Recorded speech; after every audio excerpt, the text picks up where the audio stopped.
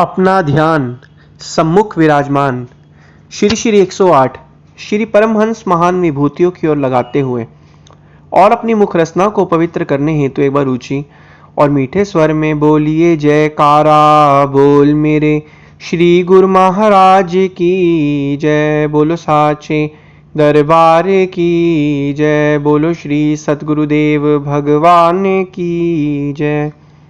गुरुमुखों, आज के इस शुभ संक्रांति जी की सभी गुरुमुखों को लाखों लाख बधाई हो।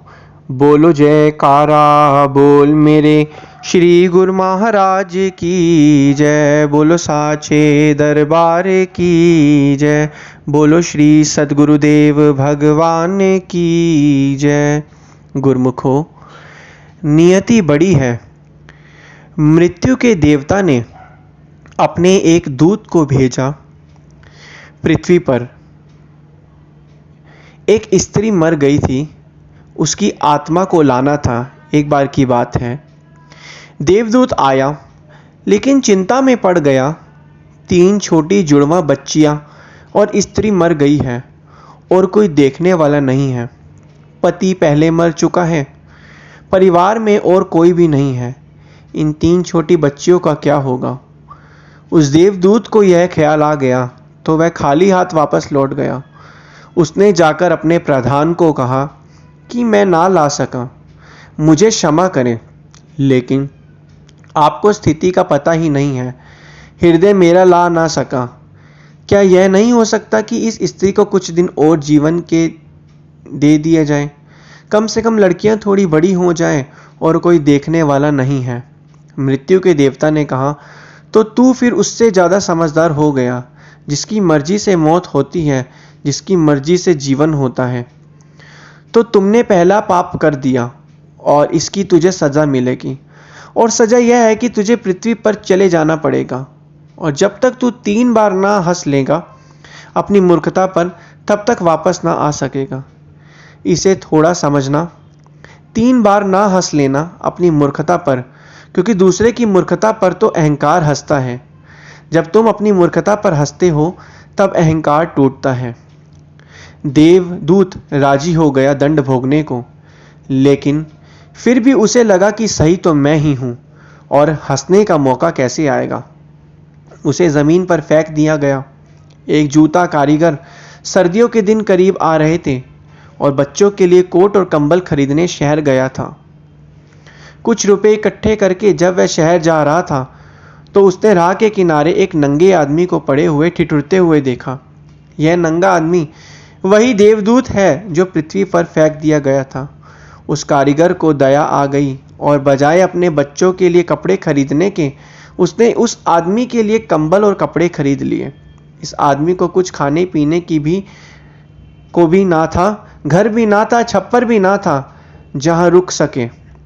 तो कारीगर ने कहा कि अब तुम मेरे साथ ही आ जाओ, लेकिन अगर मेरी पत्नी नाराज़ हो, जो कि वह निश्चित होगी क्योंकि बच्चों के लिए कपड़े खरीदने लाया था, वह पैसे तो खर्च हो गए, वह अगर नाराज़ हो, चिल्लाए, तो तुम परेशान मत होना, थोड़े दिन में सब ठीक हो जाएगा। उस देवदूत को लेकर कारीगर घर लौटा। ना तो कारीगर को पता है कि देवदूत घर में आ रहा है, ना पत्नी को पता है।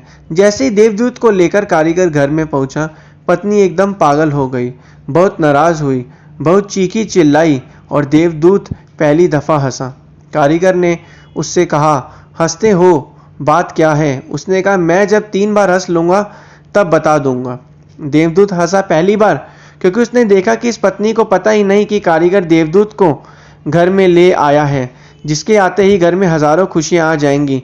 लेकिन आदमी देख ही कितनी दूर तक सकता है। पत्नी तो इतना ही देख पा रही है कि एक कंबल और बच्चों को के पकड़े नहीं बचे। जो खो गया है वह देख पा रही है, जो मिला है उसका उसे अंदाज़ा ही नहीं है। मुफ्त घर में देवदूत आ गया है। क्योंकि वह देवदूत था, 7 दिन में ही उसने जूता कारीगर का सब काम सीख लिया और उसके जूते इतने प्रसिद्ध हो गए कि कारीगर महीनों के भीतर धनी होने लगा। आधा साल होते होते ही उसकी ख्याति सारे लोक में पहुंच गई कि उस जैसा जूता बनाने वाला कोई भी नहीं है, क्योंकि वह जूते देवदूत बनाता था। सम्राटों के जूते वहां बनने लगे। धन अपरभार बरसने लगा। एक दिन सम्राट का आदमी आया और उसने कहा कि यह चमड़ा बहुत कीमती है, आसानी से मिलता नहीं, कोई भूल चूक नहीं करना, जूते ठीक इस तरह के बनने हैं और ध्यान रखना जूते बनाने हैं, स्लीपर नहीं, क्योंकि इस देश में जब कोई आदमी मर जाता है तब उसको स्लीपर पहनाकर मरघट तक ले जाते हैं। कारीगर ने भी देवदूत को कहा कि स्लीपर मत बना देना, जूते बनाने हैं, स्पष्ट आज्ञा है, और चमड़ा इतना ही है, अगर गड़बड़ हो गई तो तुम मुसीबत में फंसेंगे। लेकिन फिर भी देवदूत ने स्लीपर ही बनाए। जब कारीगर ने देखे कि स्लीपर बने हैं तो वह क्रोध से आग बबूला हो गया। वह लकड़ी उठाकर उसको मारने को तैयार हो गया कि तुम हमारी फांसी लगवा देंगे, और तुझे बार बार कहा था कि स्लीपर बनाने ही नहीं है, फिर स्लीपर किस लिए देवदूत? फिर खिलखिलाकर हंसा। तभी आदमी सम्राट के घर में भागा भागा पहुंचा। उसने कहा, जूते मत बनाना, स्लीपर बनाना, क्योंकि सम्राट की मृत्यु हो गई है। भविष्य अज्ञात है, सिवाय उसके और किसी को ज्ञात नहीं, और आदमी तो अतीत के आधार पर निर्णय लेता है। सम्राट जिंदा था तो जूते चाहिए थे, मर गया तो स्लीपर पर चाहिए थे। तब वह कारीगर उसके पैर पकड़कर माफ़ी मांगने लगा कि मुझे माफ़ कर दे, मैंने तुझे मारा। पर उसने कहा, कोई हर्ज नहीं, मैं अपना दंड भोग रहा हूँ। लेकिन वह हंसा। आज दोबारा कारीगर ने फिर पूछा कि हंसी का कारण। दोबारा हंसा, इसलिए कि भविष्य हमें ज्ञात नहीं है, इसलिए हम आकांक्षाएं करते हैं जो कि व्यर्थ है, हम अभिप्साएं करते हैं जो कभी पूरी नहीं होंगी। हमसे बिना पूछे हमारी नियति घूम रही है और हम व्यर्थ ही बीच में शोरगुल मचाते हैं। चाहिए स्लीपर और हम जूते बनवाते हैं। मरने का वक्त करीब आ रहा है और जिंदगी का हम आयोजन करते हैं। और तीसरी घटना घटी कि एक दिन 3 लड़कियां आई जवान। उन तीनों की शादी हो रही थी और उन तीनों ने जूतों के ऑर्डर दिए कि उनके लिए जूते बनाए जाएं। एक बूढ़ी महिला उसके साथ आई थी जो बड़ी धनी थी। देवदूत पहचान गया, यह वह ही 3 लड़कियां हैं जिनको वह मृत माँ के पास छोड़ गया था और जिनकी वजह से वह दंड भोग रहा है। वह सब स्वस्थ हैं, सुंदर हैं। उसने पूछा कि क्या हुआ, यह बूढ़ी औरत कौन है? उस बूढ़ी औरत ने कहा कि यह मेरी पड़ोसन की लड़कियां हैं। गरीब औरत थी, उसके शरीर में दूध भी ना था, उसके पास पैसे लत्ते भी नहीं थे और 3 बच्चे जुड़वा, वह इन्हीं को दूध पिलाते पिलाते मर गई। लेकिन मुझे दया आ गई, मेरे कोई बच्चे नहीं हैं और मैंने इन तीनों बच्चियों को पाल लिया। अगर माँ जिंदा रहती तो ये 3 बच्चियां गरीबी, भूख और दीनता और दरिद्रता में बड़ी होती। माँ मर गई, इसलिए बच्चियां तीनों बहुत बड़े धन वैभव में, संपदा में पली, और अब उस बूढ़ी की सारी संपदा की ये 3 ही मालिक हैं और इनका सम्राट के परिवार में विवाह हो रहा है। देवदूत तीसरी बार हंसा और कारीगर को उसने कहा कि ये 3 कारण हैं। भूल मेरी थी, नियति बड़ी है, और हम उतना ही देख पाते हैं जितना देखते हैं। जो नहीं देख पाते बहुत विस्तार है उसका, और हम जो देख पाते हैं उससे हम कोई अंदाज़ा नहीं लगा सकते। जो होने वाला है, जो होगा, मैं अपनी मूर्खता पर 3 बार हंस लिया हूँ। अब मेरा दंड पूरा हो गया, अब मैं जाता हूँ। तुम अगर अपने को बीच में लाना बंद कर दो, वह जो करवा रहा है, जो उसने अब तक करवाया है, उसके लिए धन्यवाद। जो भी करवा रहा है उसके लिए धन्यवाद। जो वह कल करवाएगा उसके लिए भी धन्यवाद।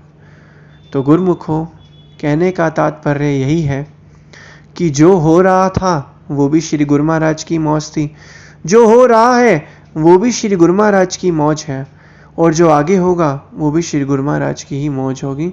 तो इसलिए हमें 5 नियम की पालना करनी है और हमें भजन बंदगी में ध्यान लगाना है, और हमें ये चीज़ याद रखनी है कि नियति बहुत बड़ी है।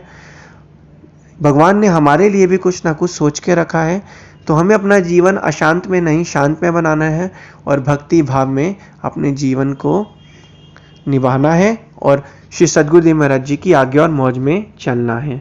बोलो जयकारा बोल मेरे श्री गुरु महाराज की जय। बोलो श्री सद्गुरुदेव भगवान की जय।